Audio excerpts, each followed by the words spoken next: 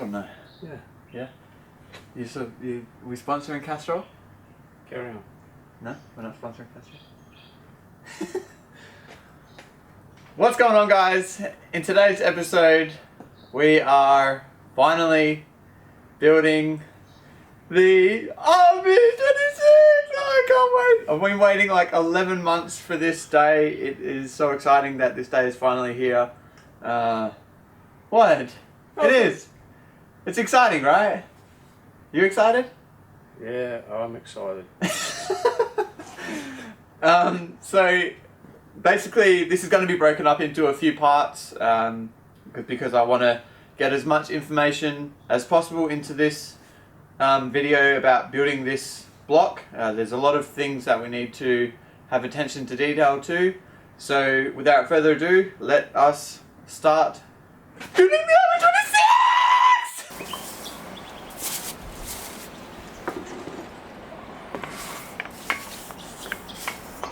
Just a nice soft bristle brush. Just want to really get degreaser all over it.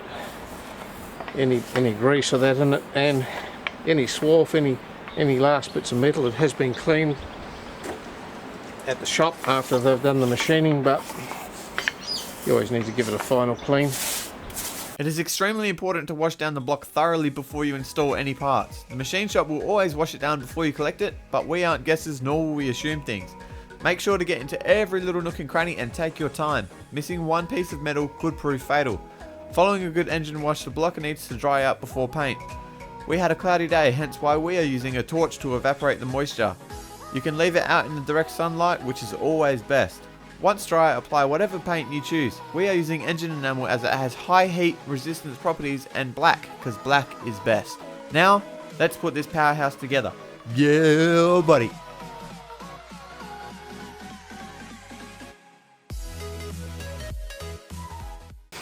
Okay, we gave it a bit of a spray inside with some Lanox, just to stop it rusting. Probably a little bit too. We'll just wipe a bit of the excess off. It won't hurt. So what's this? Solvent? Just a bit of solvent.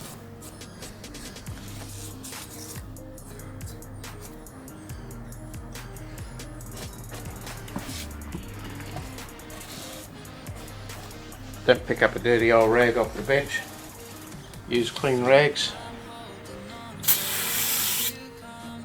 That's the important thing, is keeping it all clean, keeping the shit out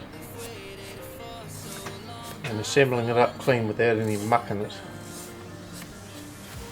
We should have some main bearings, main shelf somewhere. Shelf 7E? Shelf, straight off shelf 7E.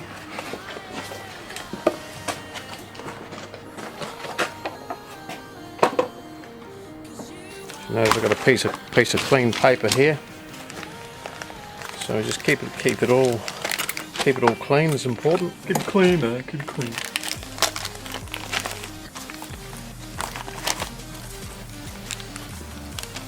Stop pussying around with it, mate. Just get it open. Yeah, well, I'm trying. So some have holes, some don't. So it is easy to mix them up if you're not paying attention. You'd say, how would you do that? Well, it's been done before today, don't worry.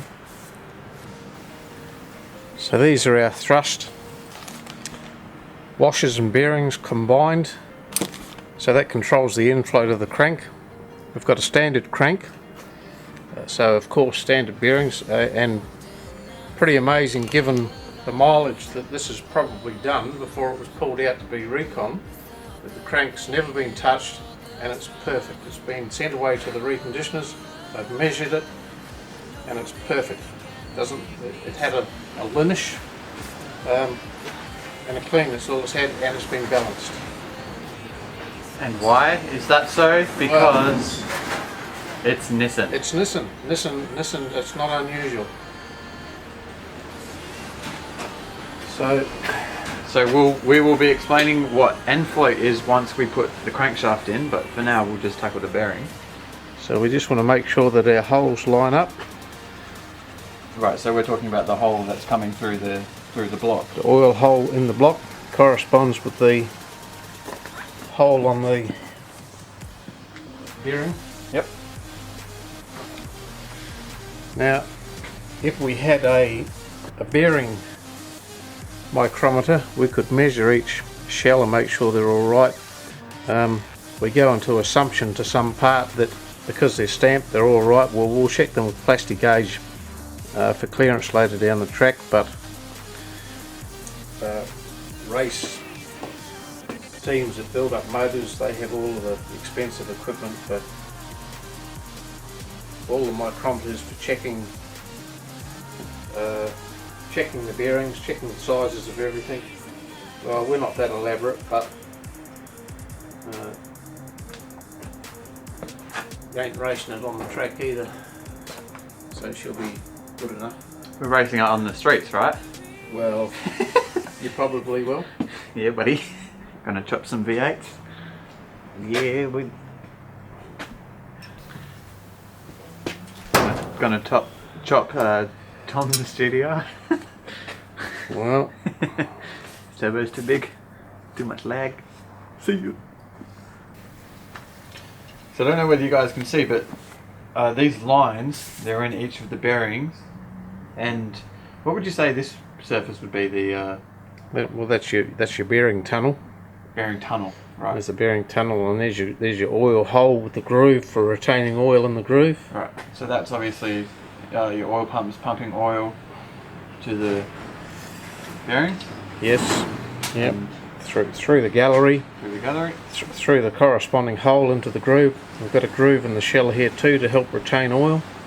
Right. And distribute it around the journal of the crankshaft. Yep. So now you guys can understand where the oil relief valve comes into play, because as we've talked about in a previous video, when I put the gears in, when you start the motor for the first time, the oil is cold and thick.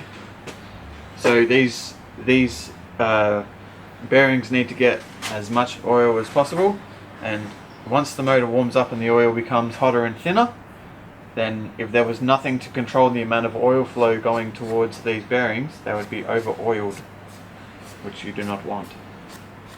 And also these oil squirters that sit in here, which we'll be doing later, they squirt oil onto the back of the piston, and again, if there's too much oil, no good. Right, was? Pretty much. Pretty much. Put the nail. Pretty much. Smacked it right on the head. Just about. First year apprentice. Knows his shit. So we've given the crank a good soaking of Lanox just to stop it rusting. It's a cold and wet day.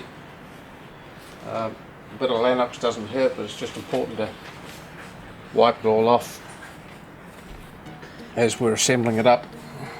Clean these journals, make sure there's no muck or anything on them, that we've got all of that soft seal off that we had put on the crank to stop it rusting while it was sitting, waiting to be assembled. Mind you guys, it was sitting for a decent amount of time, so if we didn't apply that, then we would be coming to a crankshaft that just is covered with rust.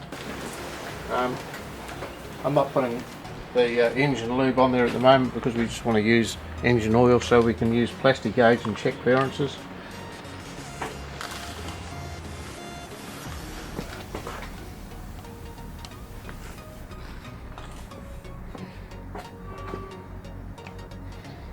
Just a bit of engine oil on the shells to cover the surface. Gently does it.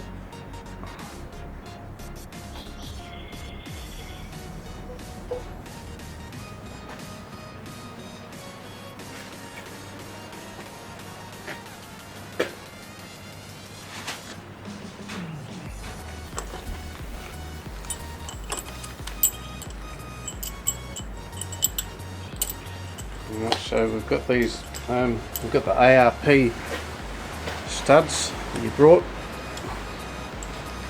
So instead of using motor oil, they say you've got to use their special lube, and so we don't tighten these, we just hand tighten them, that's what they say.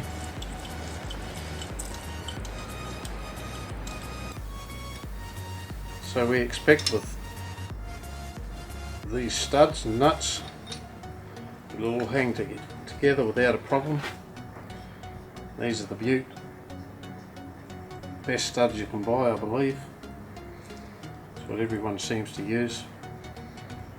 The only time that something would be better than these studs for this motor is if you get the hole drilled for a thicker stud, a thicker ARP stud, which some people do.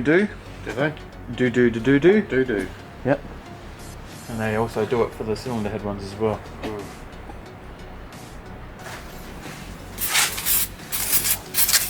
just washing most of this Vanic off the journals.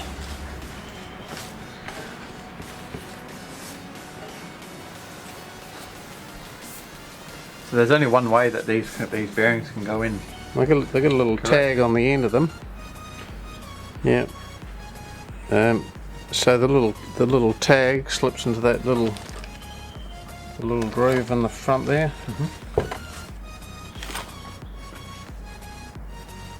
So you clip that tag in first, and then you push the other end down. Yeah. Is that right? Yeah. Just get that little lock tab in, and then just push this end down. Yep.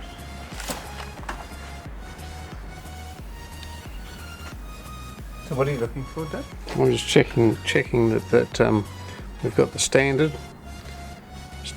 Checking that each shell is a standard shell. We don't have a micrometer for measuring these, which you can get, but only the guys that are doing motors all the time would probably use one.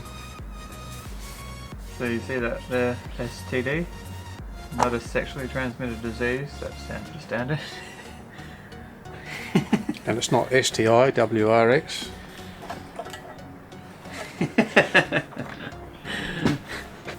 That STI joke was at you, James McIntosh.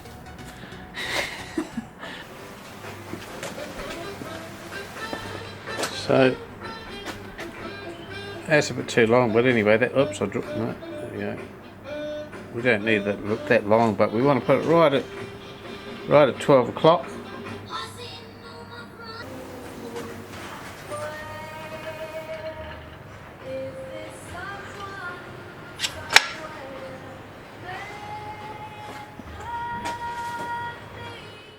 Alright guys, there you have it. I hope you have enjoyed the first part of this RB26 engine build. Just look at it. Oh man, so good. Oh, so good. If you have any questions, please don't hesitate to put them down below in the comment section and I will get back to you ASAP. Also don't forget to like, comment, subscribe, all that good stuff. And hopefully the next few videos will be out pretty soon. I've actually got them all chopped up on the editor at the moment, which is awesome. So we're going to I think it's going to eventuate to about 4, maybe 5 parts to this whole engine build. But nevertheless, this is the first one. Part 2 we should see. We're going to do the plastic gauge. I'm going to show you what to do with plastic gauge, how that works, why you use it, that type of thing. So look out for that. That should be up within the next week or 2, which is going to be great. So yeah, apart from that guys, I hope you enjoyed the video, and as always, we will see you on the next one. Yeah, we will.